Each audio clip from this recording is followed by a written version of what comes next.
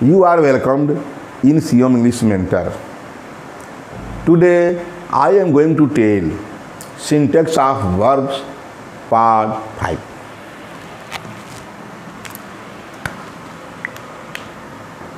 Syntax of verbs part 5, ठीक है, 5 या 5। अब तक मैंने वर्ब के रूल मतलब सेंटेंस कैसे सेंटेंस के अनुसार इनका प्रयोग होता है लगभग 18 रूल बतला चुका हूँ, 18 या 19 जो भी है। अब नंबरिंग याद नहीं है लेकिन जानता हूँ कि हाँ 19 या 19 बता चुका हूँ, तो 19 नहीं बताया हूँ, 19 ही चलिए, जो भी हो। ये बता दूँ कि कंडीशनल सेंटेंसेस के बारे में बात करूँगा, जो भी इस वीडियो में बताऊँगा प्रायः कंडीशनल सेंटेंसेस शर्त वाले वाक्य के बारे में बात करनी है। पहले मैं शुरू करता हूँ इफ, जानते शर्त वाले वाक्य इफ या व्हेन से शुरू होते हैं, ऐसे तो शुरू से भी शुरू होते हैं, सुनिए यहाँ इफ या व्हेन से शुरू करके बताना है। यदि इफ से शुरू होने वाला इफ या व्हेन से शुरू होने वाला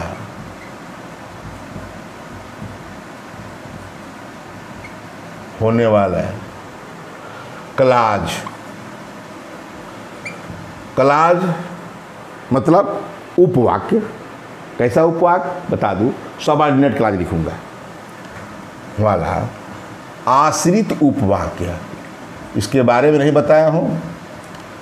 उपवाक्य जब सिंथेसिस बताऊंगा तो उसमें बात होगा। आश्रित उपवाक्य इसको कहते हैं सबऑर्डिनेट क्लाज। सबऑर्डिनेट कंजक्शन में आता है ये, उसमें पता सबऑर्डिनेट कोऑर्डिनेट, सबऑर्डिनेट क्लाज आश्रित उपवाक्य। देखा, यदि इफ या व्हेन से शुरू होने वाला आश्रित उपवाक्य प्रेजेंट टेंस में है, प्रेजेंट इंडेफिनिट में है, प्रेजेंट इंडेफिनिट या simple present, present indefinite, indefinite में है, या इसको हम सिंपल प्रेजेंट कहते हैं, में है, तो मुख्य उपवाक्य, उपवाक्य इसको हिंदी में इंग्लिश में कहते हैं प्रिंसिपल क्लाज, प्रिंसिपल क्लाज।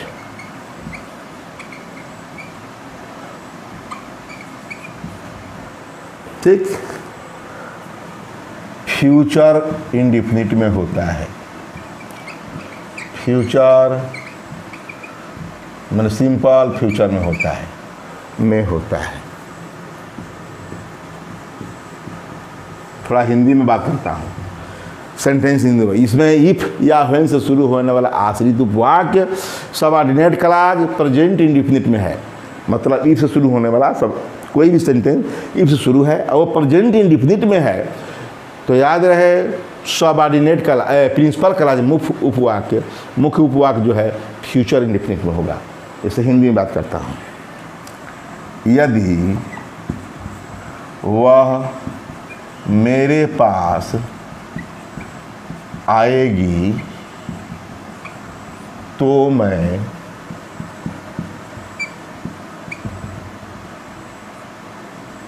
उसकी सहायता करूँगा।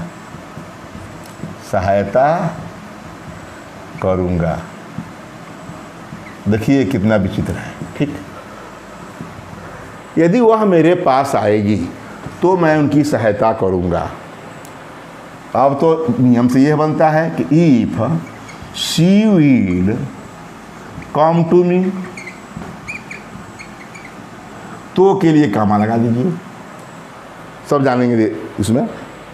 तो if she will come to me I shall help her, Hindi में जो बोला गया यही ना बनेगा। If she will come to me I shall help her. लेकिन याद रहे ये तो सही है, यही प्रिंसिपल क्लॉज है। ये क्या है? प्रिंसिपल क्लॉज है, यही हमारा मुख्य उपवाक्य है। ठीक है, मैं उसकी सहायता करूंगा, वही मुख्य उपवाक्य है। बताएंगे कि प्रिंसिपल क्लॉज क्या समझ रहे, इसमें क्या भाव है कि मुख्य उपवाक्य है। आइए, आश्रित है। आश्रित इसलिए है कि मैं उसकी सहायता करूंगा, इस पर ही आश्रित है कि वह आएगी। काम तो यही हो कर रहा है, मैं उसकी सहायता करूंगा, मुख्य काम मेरा है, और वह आएगी तो। ठीक, शर्त है। If she will come to me, will है यहाँ हम बोल रहे हैं, लेकिन हमारा नियम क्या कहता है? इफ़ या व्हेन से शुरू होने वाला आश्रित उपवाक्य प्रेजेंट इंडेफिनिट में है तो मुख्य उपवाक्य मैंने उन्हीं कह रहा है नियम के आप ट्रांसलेशन बनाइए, वो कह रहा है कि डायरेक्ट बताइए। तो हमारा ये तो सही है, ये सही है। फ्यूचर टेंस में मुख्य उपवाक्य होता है, तो किस में रहेगा? ये रहेगा हमारा, इसको लिखेंगे if she comes to me, comes to me, if she comes to me comma I shall help her. Hindi में इसलिए दे दिया कि थोड़ा दिमाग में बैठ जाए क्या इसका हिंदी में, क्योंकि जो भी बता रहा हूँ उसके हिंदी में भी काम है। कंडीशनल सेंटेंसेस में बताया जाता है हिंदी से इंग्लिश ट्रांसलेशन, वही चीज़ है। तो यहाँ बता देंगे तो वहाँ आराम रहेगा। ठीक है, तो if she comes to me, ये प्रेजेंट में है, सिंपल प्रेजेंट भी कहते हैं या प्रेजेंट सिंपल प्रेजेंट। ठीक, तो ये मुख्य उपवाक्य क्या है? सिंपल इंडेफिनिट है, सिंपल फ्यूचर, सिंपल फ्यूचर। देखा, ये सिंपल प्रेजेंट में है और सिंपल ये फ्यूचर में है। मैंने present indefinite, present future indefinite. ठीक है, तो कहने का मतलब यही है कि इफ़ क्लॉज या व्हेन, इफ़ या व्हेन से शुरू हो आश्रित उपवाक्य प्रेजेंट इंडेफिनिट में है। यह जानिए कि इफ़ से शुरू होने वाला, अब आश्रित भूल जाइए। ठीक है, इफ़ याद रखिए, इफ़ या व्हेन से शुरू होने वाला यदि सेंटेंस यदि क्या है? प्रेजेंट इंडेफिनिट में है, तो कामा के बाद जो सेंटेंस आ रहा है उसमें हमको शैल या विल का प्रयोग करना है। ठीक है, एक और एग्जाम्पल देते हैं। अब हम ये नहीं देते हैं कि हिंदी नहीं देंगे, इंग्लिश बताते हैं। इफ इट रेन्स टुडे, देखा, इफ इट रेन्स टुडे, यदि आज वर्षा होगी, शर्त है, तो क्या होगा? द फार्मर्स, FAR, किसान, pigeons, farmers will be happy, be happy. ठीक, या will be cheerful. If it rains the farmers, the farmer, if it rains farmers will, the farmers will be happy. देखा, यहाँ विल भी हो गया, will हो गया, यहाँ जो है रेन्स है, देख रहे हैं कि प्रेजेंट इंडेफिनिट है और ये प्रेजेंट फ्यूचर इंडेफिनिट है, यही ना है। और दूसरा लेते हैं, तीसरा, if he works hard, works hard. ठीक, इस लाइन को हम कई बार लेना है। इफ ही वर्क्स हार्ड, यदि वह कठिन परिश्रम करता है, नहीं करेगा, यदि वह आज वर्षा होगी। If he works hard, Hindi में क्या कहेंगे? यदि वह कठिन परिश्रम करेगा, he will get good marks. ठीक, इन द एग्जाम्स या एग्जामिनेशंस, एग्जाम्स। ठीक है, तो ही विल गेट, वह प्राप्त करेगा, ये दिखाना है। ये वर्क्स है तो यहाँ विल गेट है। देखा, तो क्या पहला ये है रूल नंबर, अब 19 है या 20 है, अब याद नहीं, ठीक है, कोई बात नहीं। इसके आगे तो ये इसमें यही है कि यदि पहला उपवाक्य, इफ वाला उपवाक्य, ये इफ वाला उपवाक्य सबऑर्डिनेट होता है आश्रित, और कामा वाला के बाद वाला मुख्य होता है प्रिंसिपल। यदि इफ वाला वाक्य प्रेजेंट में है, मतलब ये है, ये तो गलत था जानते हैं। प्रेजेंट इंडिफिनिट में है तो कामा के बाद वाला उपवाक्य क्या होता है, सिंपल फ्यूचर या फ्यूचर इंडिफिनिट में होता है। अब आगे ठीक इस रूल नंबर 20, जो रूल नंबर 19 बता दिए हैं, तो रूल नंबर 20 चले। ठीक, अब यदि इफ क्लाज भी कह सकते हैं, यदि इफ क्लाज पास्ट परफेक्ट में है तो प्रिंसिपल क्लाज किस में होगा ये बताना है। इफ क्लाज पास्ट परफेक्ट में है तब प्रिंसिपल क्लाज में सब्जेक्ट के बाद वुड है प्लस वर्ब का थर्ड फॉर्म लगता है, यही बताना है। इसको दूसरे रूप से लिखें, यदि इफ या शर्त वाले वाक्य लिख सकते हैं, काल्पनिक शर्त वाले, काल्पनिक शर्त क्या है, शर्त तो शर्त है, काल्पनिक शर्त अनरियल हो जाएगा, वो छोड़िए इसके बाद बताएंगे।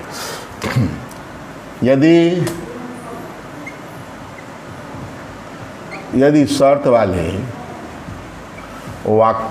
उपवाक्य शर्त वाला उपवाक्य क्लाज, मतलब इफ वाला क्लाज या इफ क्लाज कर सकते हैं। इफ क्लाज पास्ट परफेक्ट में है, पास्ट परफेक्ट में है तो प्रिंसिपल क्लाज या मुख्य उपवाक्य, तो मुख्य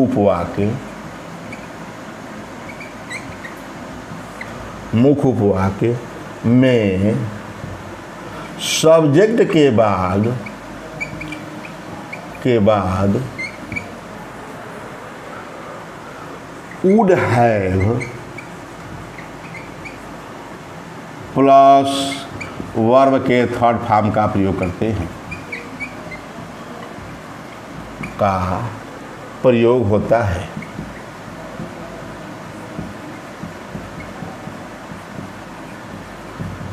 इसके दूसरे रूप में थोड़ा बता दें, यदि शर्त वाला उपवाक्य इफ क्लाज पास्ट परफेक्ट में है तो मुख्य उपवाक्य में सब्जेक्ट के बाद वुड है प्लस वर्ब का थर्ड फॉर्म प्रयोग करते, यही है।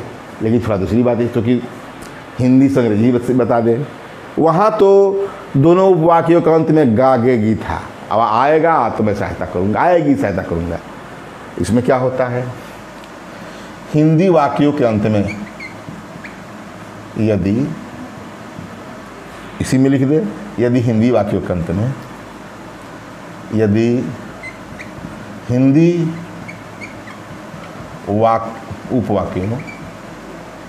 उपवाक्यों सब क्लाजेज के अंत में ता यदि आता, ता ती ते हो, तो यदि हिंदी उपवाक्यों के अंत में ता ती ते हो तो इफ क्लाज, तो इफ से शुरू होने वाले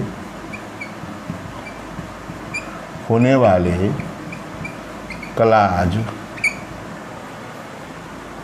को पास्ट परफेक्ट जानते हैं। पास्ट परफेक्ट मतलब क्या हुआ, पास्ट, अरे हैड प्लस वर्ब का थर्ड फॉर्म, तो इफ से शुरू होने वाला क्लाज पास्ट परफेक्ट, और दूसरा क्लाज जो प्रिंसिपल क्लाज है, दूसरा क्लाज में सब्जेक्ट के बाद वुड हैव प्लस वर्ब का थर्ड फॉर्म का प्रयोग करते हैं।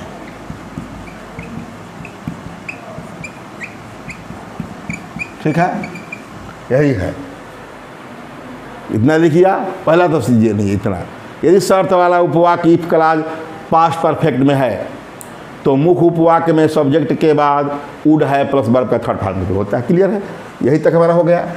अब यहाँ से विशेष बता दिया कि यदि हिंदी उपवाक्यों के अंत में ता ती ते यदि वो मेरे पास आता, ठीक है, इस तरह है ता ती ते हो, तो इफ से शुरू होने वाला क्लॉज को पास्ट परफेक्ट में हैड प्लस वर्ब का थर्ड फॉर्म, और दूसरा क्लॉज जो कामा के बाद है में सब्जेक्ट के बाद वुड है प्लस वर्ब का थर्ड। बात तो क्या हुआ, ये कहे अच्छा ये कहे, ठीक है, क्लियर है ये। अब मैं हिंदी में थोड़ा बात करें। यदि वह, उसी को आएगी के जो कहा था, यदि वह, इसीलिए मैं हिंदी में लिख दिया, यदि वह मेरे पास आती तो मैं, यहाँ तो के लिए कामा लिखना है, तो मैं उसकी सहायता करता है।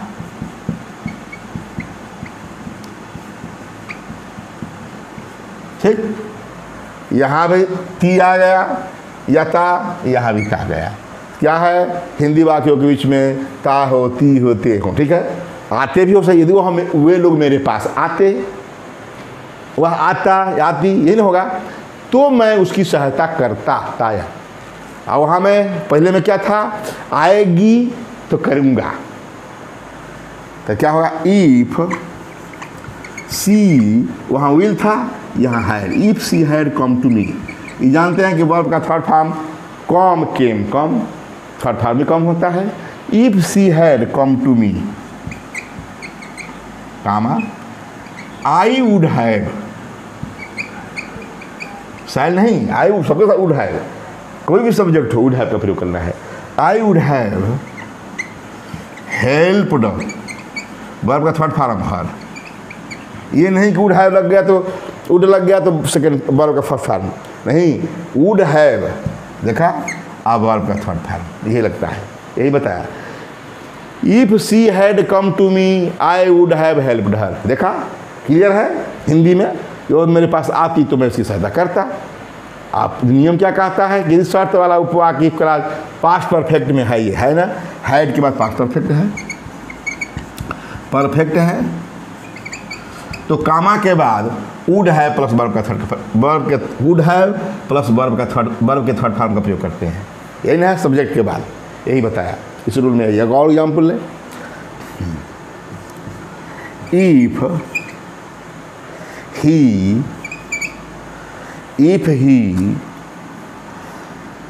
had gone to Delhi, comma, his sons would have served him, ठीक है, हो गया। वुड हैव के बाद सर्वड थर्ड फॉर्म, यहाँ हैड गॉन है। यदि वह दिल्ली जाता, मतलब बूढ़ा व्यक्ति है, तो उनके बेटे ही सन से would have help served him, तो उनके बेटे उनकी सेवा करते। यदि वह दिल्ली जाता या वह दिल्ली जाते, भाई बड़े आदमी हैं, हम हिंदी में वे कहेंगे, यदि वे दिल्ली जाते तो वे का मतलब दे नहीं ही, तो his sons would have served him, तो उनके बेटे उन्हें सेवा करते। यहाँ भी से जाते तो करते, हिंदी में देखा, ये हो गया, ये क्लियर है। ठीक, अब आगे ये तो मैं उसी तरह है, फ्यूचर की तरह, जहाँ आएगा तो मैं करूँगा, आता तो मैं करता, ठीक है। वहाँ प्रेजेंट इंडिफिनिट था, अब फ्यूचर इंडिफिनिट था, और यहाँ पास्ट परफेक्ट है, यहाँ जो वुड हैव के बाद वर्ब का थर्ड फॉर्म है, ठीक है। अब आगे रूल नंबर 21, रोल नंबर 21 है ना, रूल नंबर 21।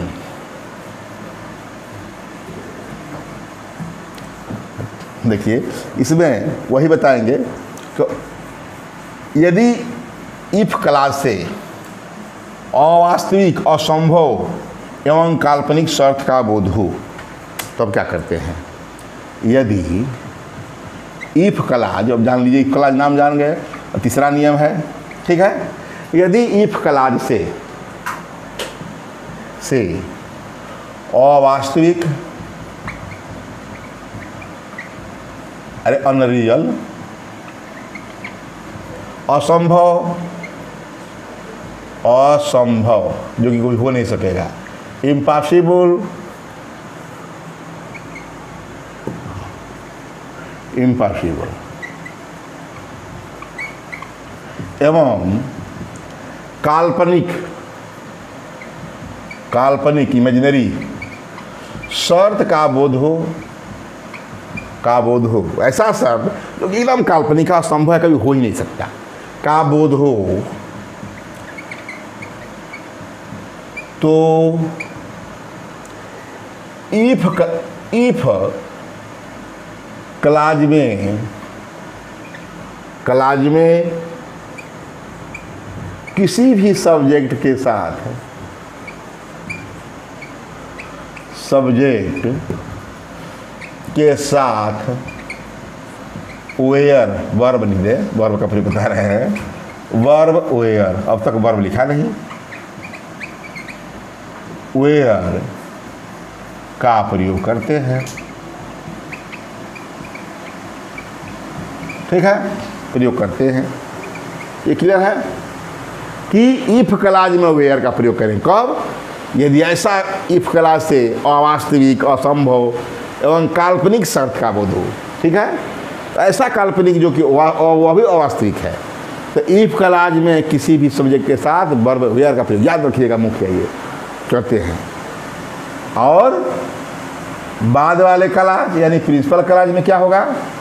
करते हैं। और प्रिंसिपल क्लॉज जाने गए हैं, अरे कामा के बाद वाला प्रिंसिपल क्लॉज में सब्जेक्ट के बाद, सब्जेक्ट या सब्जेक्ट्स के बाद वुड का प्रयोग होता है, वुड का, केवल वुड का प्रयोग होता है। इसको पहले लिख रहे थे, इसके पहले, लेकिन सोचे कि भाई दोनों एक सिस्टम से था, एक फ्यूचर में था, आएगी तो मैं करूँगा, और दूसरा पास्ट में था, आता तो करता, अब ये अलग चीज़ है। इसलिए देखो, यदि मैं हिंदी लेता हूँ, यदि मैं चिड़िया हूँ,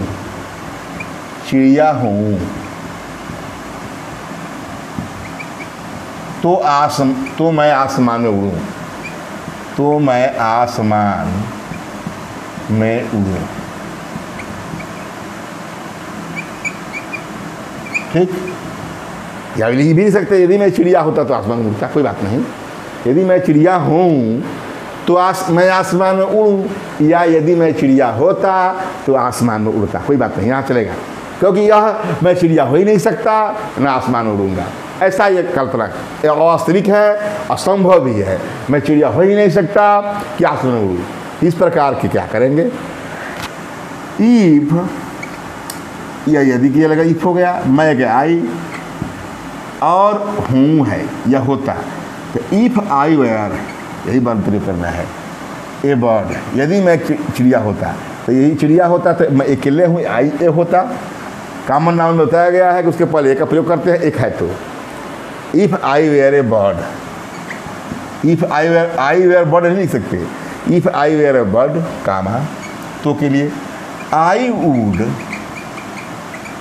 फ्लाई इन द स्काई। देखा, यहाँ वुड लग गया, यही प्रिंसिपल क्लॉज है, ये सबऑर्डिनेट क्लॉज है। इधर से बताइए, धीरे धीरे भी जान गए कि प्रिंसिपल क्लॉज, सबऑर्डिनेट क्लॉज और कामा के बाद वाला प्रिंसिपल क्लॉज। तो if I were a bird I would fly in the sky. इसका दूसरा लेते हैं, if my house is near to, if my house is near to school, यदि स्कूल से नज़दीक होता, I would always always be in time. ठीक है। If my school house were, अरे इज कहाँ से आ गया, वेयर नियर होता ना है। If my school were near to school, if my house is were, if my house were near to school, यदि मेरा घर स्कूल से नज़दीक होता, I would always be in time, तो मैं हमेशा समय से रहता है। ठीक है। इसी तरह और लिख सकते हैं, if I were, if I were a PM या प्राइम मिनिस्टर, जो भी कुछ लिखिए, if I were prime minister of, prime minister, if I were prime minister, यदि मैं प्रधानमंत्री होता, आता है ऐसे लिखने के लिए, तो आप if you were prime minister, तो what serve for your country, अपने देश के लिए तुम कौन सी सेवा करते। तो वही कहा, if I were prime minister I would serve our country.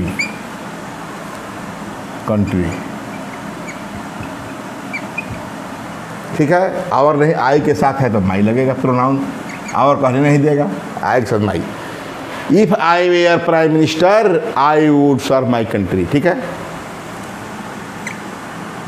कहने का मतलब यही है कि इफ यहाँ वेयर है आई के साथ, तो यहाँ वुड है, यही है। ठीक। अब जो है ये तो बता दिया, कंडीशनल सेंटेंसेस के बारे में मैंने डिटेल में बताया, हिंदी से इंग्लिश तक। अब एक इस और बता दे, रूल नंबर 22।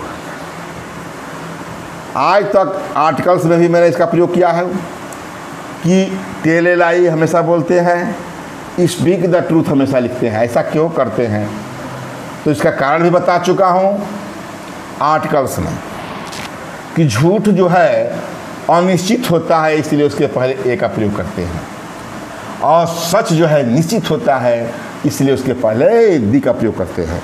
आर्टिकल दी और ए इनके बारे में बताया था कि डिफिनिट आर्टिकल दी होता है, निश्चित है, सच निश्चित है, और ये झूठा जो है निश्चित नहीं होता, अनिश्चित होता है, इसलिए ए का। वो छोड़िए, यहाँ हम वर्ब की बात कर रहे हैं। लाई के साथ, लाई के साथ वर्ब टेल का प्रयोग होता है। टेल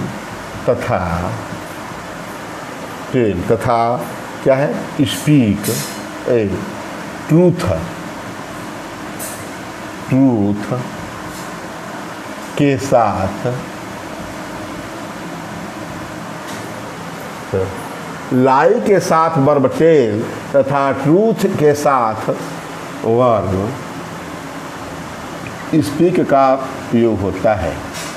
वर्ब पढ़ा रहा हूँ, प्रयोग होता है। देखा, ठीक। लाई के साथ वर्ब टेल तथा ट्रूथ के साथ वर्ब स्पीक का प्रयोग होता है, हमेशा प्रयोग करते हैं। जैसे don't tell a lie, tell a lie, देखिए आर्टिकल ए लगा दिया मैं, झूठ मत बोलो, या लिख सकते हो,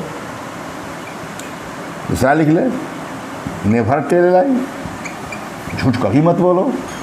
नेवर टेल, गांधी जी ने कहा था, नेवर टेल ए लाई, देखा, नेवर टेल ए लाई, झूठ कभी मत बोलो। ठीक है। आया झूठ मत बोलो, इसका हो गया झूठ कभी मत बोलो। चलिए इसी को दो में ले लिया। अब हमारा जो है कहने का मतलब, लाई के साथ वर्ब ट्वेल, तो लाई के साथ लाई के पहले भी लिख सकते हैं। चलिए, तो लाई हमारा ऑब्जेक्ट है, क्या है, ऑब्जेक्ट है, नाउन है। तो लाई के साथ वर्ब टेल तथा ट्रूथ के साथ वर्ब स्पीक का प्रयोग होता है। हम चाहे तो यह लिख सकते हैं, लाई के पहले, ठीक है, वर्ब टेल तथा ट्रूथ के पहले, सिस्टम से के पहले, ठीक है, पहले वर्ब स्पीक का प्रयोग होता है। हो गया। अब स्पीक क्या कहते हैं? Always speak the truth, speak the truth, ठीक। कोई कहता है ऑलवेज, माई मदर से, मेरी माँ कहती थी या कहती है, वही है, माई मदर से ऑलवेज स्पीक द ट्रूथ, हमेशा सच बोलो। तो स्पीक के बाद ट्रूथ, ट्रूथ के पहले द, ये आर्टिकल की चीज़ है क्योंकि निश्चित है, और यहाँ ए लगा है। ये छोड़िए, हमको यहाँ टेल बताना है। लाई के पहले टेल, वही, और ट्रूथ के पहले स्पीक, जो कि दोनों का हिंदी में अर्थ बोलना। झूठ कभी मत बोलो, हमेशा, नेवर का अपोजिट, ठीक इस सेंटेंस का अपोजिट ये है, ऑलवेज स्पीक द ट्रूथ, हमेशा सच बोलो। आखिर हिंदी में यहाँ भी बोलो, इस यहाँ भी बोलो, ठीक है। इस प्रकार इस वीडियो में बस इतना ही, जितना जो शेष है नेक्स्ट वीडियो में बतलाऊँगा। आशा रखता हूँ कि आप लोग आप जैसे इसे समझेंगे और इसे लाइक और सब्सक्राइब जरूर करेंगे।